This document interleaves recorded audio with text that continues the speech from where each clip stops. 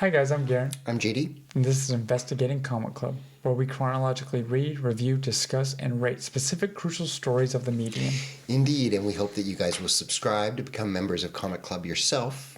Stick around till after our conversation to give your own rating of the story in our episodic comic quality poll. Share your thoughts in the comments below, and after the Misfit Picture Show's logo, for any potential bloopers that the episode may provide. Here we are continuing our coverage of The Dawn of X with X-Force number 1 by Benjamin Percy, Joshua Cassara, and Dean White. I'm not familiar with any of these creators, but Benjamin Percy is the writer of Marvel's first scripted podcast, Wolverine, The Long Night, which Apple called one of their best podcasts of 2018.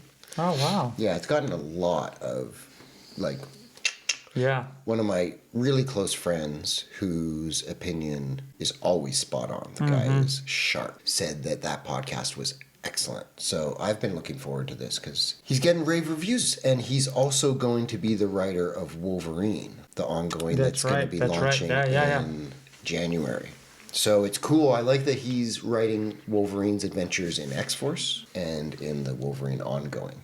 And I have some thoughts about that going on. But first, X-Force was spawned by New Mutants in issue 98 to 100 of New Mutants. Under the leadership of Cable, the New Mutants kind of graduated from the Xavier School of gifted youngsters and became more of a forceful kind of militaristic offshoot of the X-Men. Yeah. To some controversy by Charles and stuff. There was some rifts that were happening there. So the first appearance of X-Force was actually in New Mutants 100, which is cool that they released these two comics at the same time. I think that's kind of nice. So New Mutants' first appearance was 1982, and then it was 1991 that X-Force first appeared.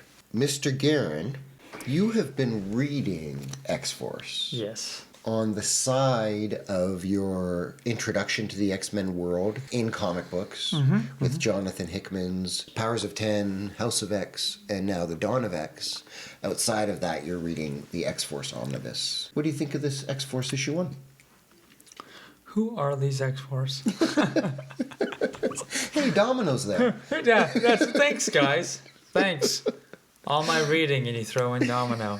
I appreciate it. And there was a cameo by Boomer. Yeah. Did you see that? No, that was really cool. No, honestly, overall, each of these stories has their own tone. This is, especially for what I'm reading from the 1991 to X-Force, of that, grittiness, but not gritty and maybe as much of the darker art style.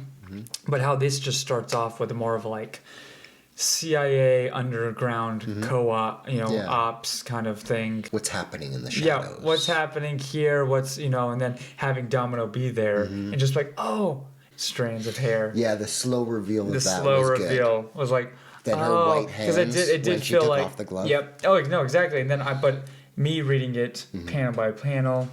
Oh yeah, was even cool.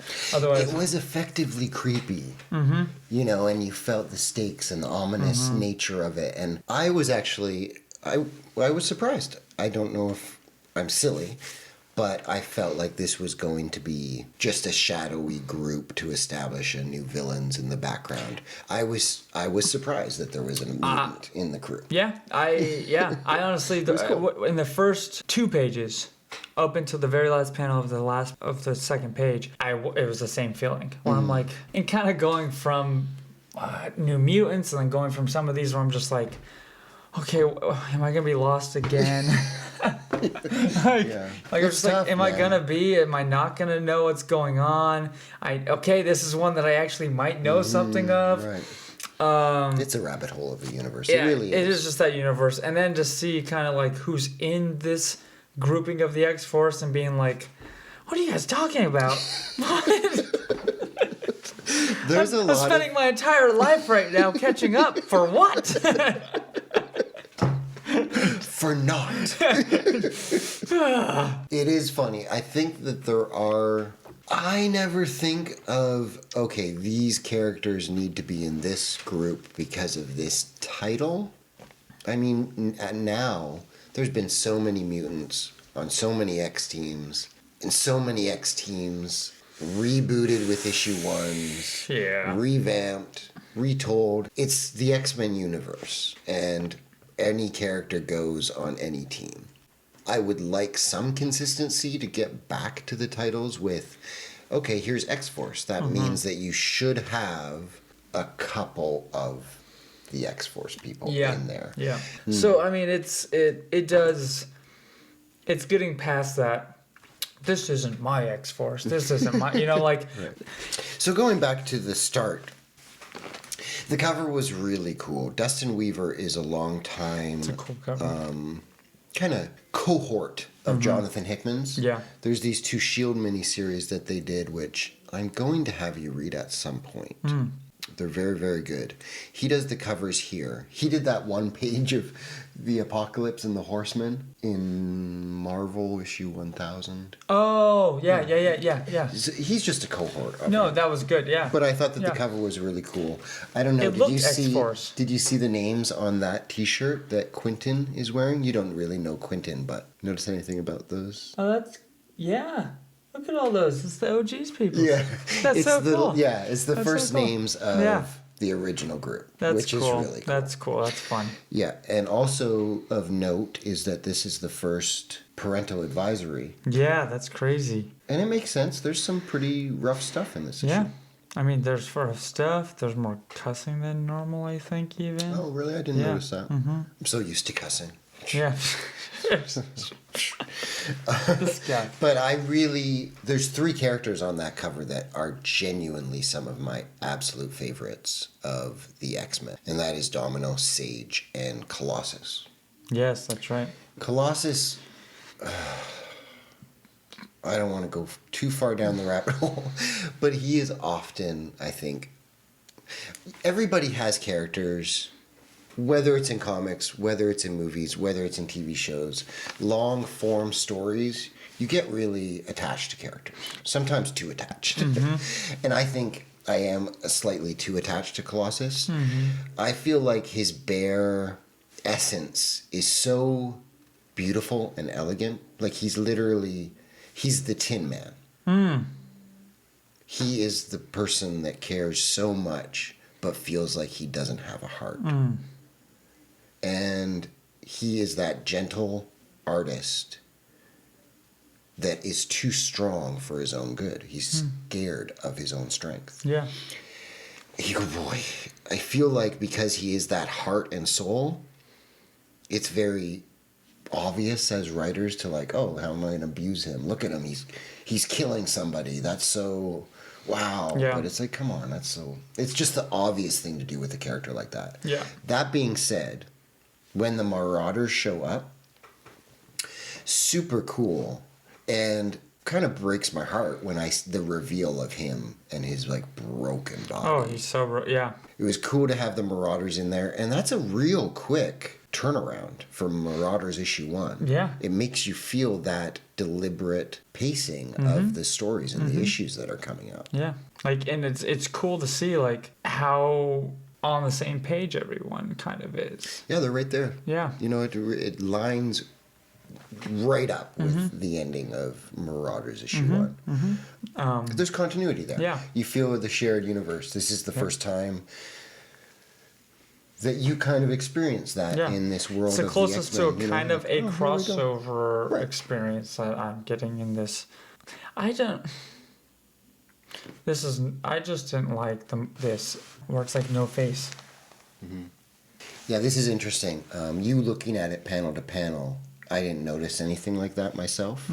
He's potentially an artist that is not drawing digitally. He might actually be drawing on the page. What? So zooming up on that, sometimes artists won't work as well as other artists. Yeah, because if you're reading like that, right, it looks fantastic. It looks great. So it's interesting.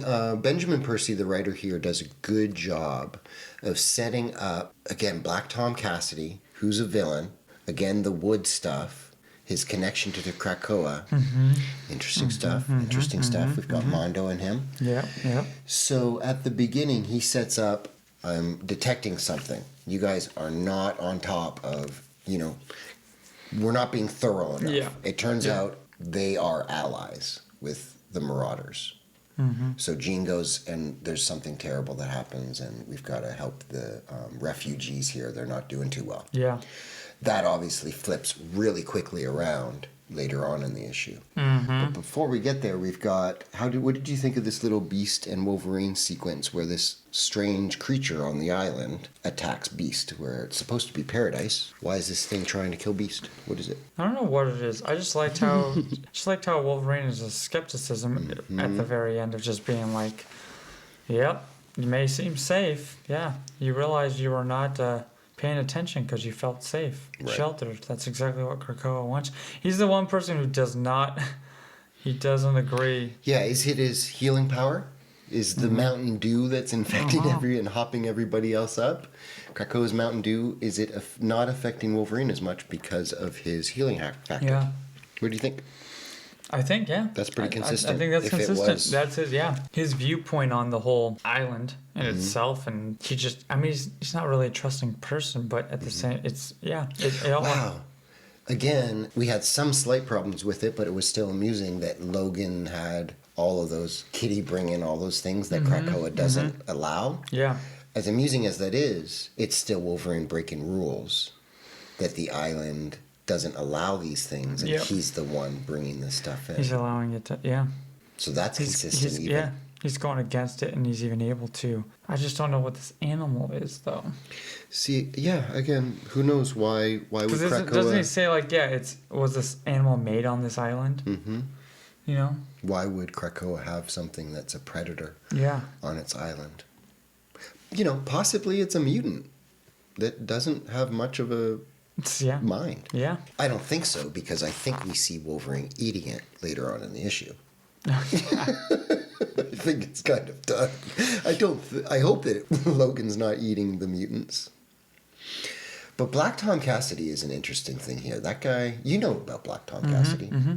He's upset and he's angry at not being informed on everything. He's very skeptical on who they're letting into the island, that Sage isn't being as thorough with her approval of things. Charles has a great counterpoint to that, saying, well, no one would really approve of you either. Yeah. You're kind of a criminal. Like, what do you think? Yeah, and then it's the whole lead up to all this of like seeing even him going over to Sokovia. Sokovia, sorry. Yep. And him just doing almost more trade deals, more deals of... Yeah, he's happy Sokovia has accepted Krakoa as a sovereign nation. Mm-hmm. I couldn't tell if they poisoned him. It was ominous, that whole thing going up there again. I agree. I didn't know why they zoomed up for the final shot to be. Yeah. The healer, he's a Morlock healer from the past and has actually healed Colossus from almost dying in the past. I liked to see these mutants near death, that there is a healer there, that it's not just, let them go, because we're gonna... Yeah, reboot. reboot them. I liked that, and I liked these moments with Peter. You feel the trauma of what he's just been through. I liked Jean's caring over him and what she says about they hurt everywhere. Again, the darkness in Peter's eyes. Yeah. I'm like, oh boy, here we go again. Yeah. He's just gonna kill people now and go raging. This is... Do we know who these people are? Well, I would say that because as they're jumping in, Sage is saying, it's just Domino. I wouldn't be surprised if she would come in on a shot in a cannonball. They have her DNA. These are the people from the beginning that got her blood. Yep. They look to me like the Reavers, who were people from the past. Just another kind of group of killers that hated mutants. So... But it'd be smart, That's a great way to get past the thing. That's a great way to get in there, yeah. Not by ship, but by flying in. This is a compliment to Benjamin Percy. I was very uncomfortable. Like I did not enjoy them breaking through the borders so easily. And when that shot went, I was angry at Professor X and they're like careless. Yeah, of course. Like what? Yep. This is how easy it is to breach Krakoa. What just happened? Yeah, I don't get it. Like I was actually angry when that first mutant was taken out. I was really upset at like almost everybody. I was like, "Come on!" Yeah, well, and it's like you're almost ahead of him, but you feel like you shouldn't be. Right. Of being like, why are you so nonchalantly allowing this to happen? Again, I think it could be a flaw of the storyline. If it's not revealed later that there is some Krakoan Mountain Dew euphoria going on, that these people are affected and just kind of in paradise and high on life. If they're not, this feels like poor writing. Yeah. It feels like, okay, how can we get a threat here really quick? Because the X-Men are smarter than this. Yeah. Yeah. Like what? No, it's fine. It's perfectly fine. Oh, it's Domino. It's like, okay, so that's your tech is being fooled, but you don't have any like huge. Yeah, exactly. Zooming. It's you see it up there. Like there's even shots of us that we're able to see it coming from the sky. Look, there's got to be some X-ray vision mutants. Yeah, there's got to be some mutant who's there. It's a huge flaw if they're not hopped up on euphoria. Yep. It's a really rough scene, and not in a way that, wow, this is really exciting and really tense. I'm enjoying this comic a lot. This shouldn't have happened. This shouldn't have happened. Like I feel like I'm a Krakoan. Oh yeah, yep. And I feel like this was a big flaw, and I'm angry about it, which is a compliment to the writing. Yeah, and you feel so part of it that you're upset when they make stupid. In a way that I didn't enjoy these pages. Like this doesn't feel like entertainment, but that's a really effective way of storytelling. Yeah, even with Gene saying, "We are stupid, slow, and careless." Yeah, all of them were like, "Oh my god, no! What have we done? What is happening? Oh my god, I can't believe this is happening." I was just like, "Yeah, you are stupid." And then for them to laugh and like, "Oh no, we're coming," and just have Charles standing there, and then the blam. I was like, which. Here we go. Which even with that happening, I know what you're gonna say, and I agree. It's like I agree. Say it. No, I'm just not. It didn't affect me. Yeah, of course it didn't. Because we know the extremely well-paced scene. It's like, oh my god, this is great. Even with me reading it panel by panel. Yeah. Oh no, but we're gonna come. No, blam. Oh my gosh.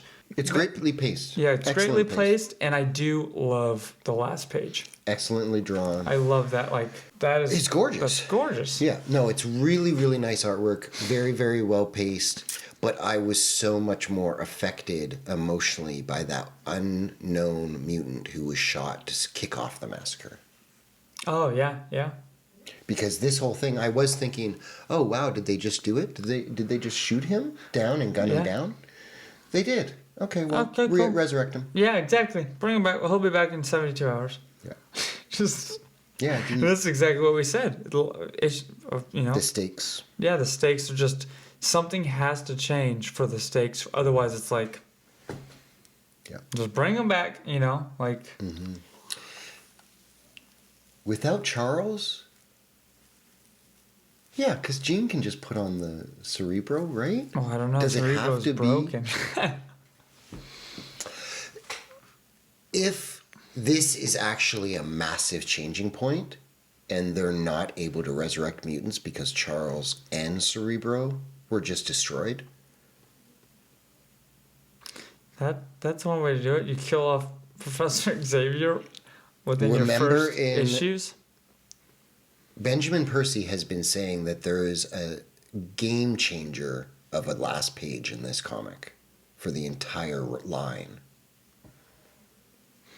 And do you remember in the preview pages and the poster and the art, like the ad art, there was a statue of Charles Xavier. like a monument. Yeah. Could they? Is this the way how they raise the stakes again? Do they just kill Charles and the resurrection? Could they have been that bold? With you saying about that, with Percy saying it changes the outcome of a lot of the whole universe. Does that stop the resurrections? Did we just witness that? That would be awesome. That changes things. Big time. Big time. Like, no, that's something they needed to do. But But here's is that something- how they're going to do it? But here's Charles something. Xavier? Yeah. Wow. That would be bold, especially in a non-Hickman book. Yeah. That would it is really a make it non-Hickman book. count. Yeah. You know what I mean? Like, you guys really do need to read this But entire line. here's something though too. It's One, if they're just going to resurrection, I really enjoyed it.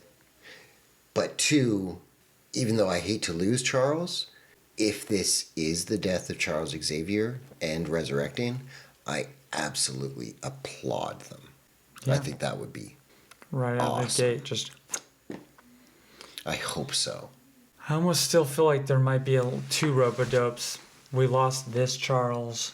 We don't get a certain Charles back. We're gonna get wheelchair Charles back. Yeah, I don't know. I don't know. What That is a question to leave with. Yeah, it is a question. And what do you guys think? Yeah. Maybe that is it. Maybe this is deliberate, because I think everybody that got to that page was, oh well. But if they commit to it, that's really cool. It's possible, man. I hope so. I super The hope so. man who killed Xavier. I kind of have to give it like 2 letter grades. Wow. What are you giving it? If Professor X is resurrected in 3 issues, then I would give this issue a B. Because it's still very, very good. It still got me legitimately emotionally angry. It was well done, well paced. I enjoyed the characters. If this is the death of Charles Xavier and the stopping of the resurrections and that type of like, wow, it is a brave new world, I would give this an A. Yeah, I think I actually have to agree. I mean, I put a B down initially for the whole overall and the feelings behind that, but now that we've talked about even that initial, like... Is that possible? Yeah, who knows? It would... Yeah. That's crazy. What would you give it if it is? No, I would... I agreed, yeah, it would be an A, because that is... Bold. But I think we're so used to, or so in that world of like, you can be resurrected. You haven't given us any clues that it couldn't be, you know? And who knows? You guys at home might... Did we miss something? Did we miss something? There's probably something in other issues and House Powers, whatever, that we've missed. And it's like, no, it didn't happen. Or, yeah, don't you remember if you was hit, this, you know? this, Yeah, and that. it's like, that's where you guys come in. Yeah, please let us know, because I would love to hear that stuff in the comments. Let us know what you guys think on that, and also what you guys give it. The comic quality poll, A, B, C, D, or F. I very much look forward to your guys' thoughts. To be continued.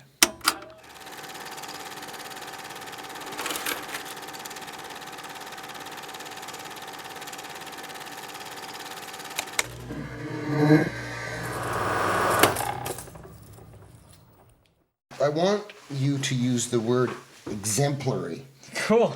at some point in this. I have to Google what the that means. Exemplary! Yeah, exactly.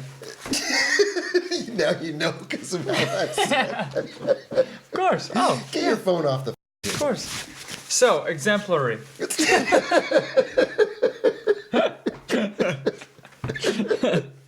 Well done. Like, who's in this grouping of the X-Force and being like, what are you guys talking about? There's a I'm lot spending my entire life right now catching up. For what? for naught. It's exemplary. No? Okay. Back to one. This is and we... Oh, yeah. Did we say it? Did you mention that, this one? I'm gonna right now. He's gonna right now. Exuberantly.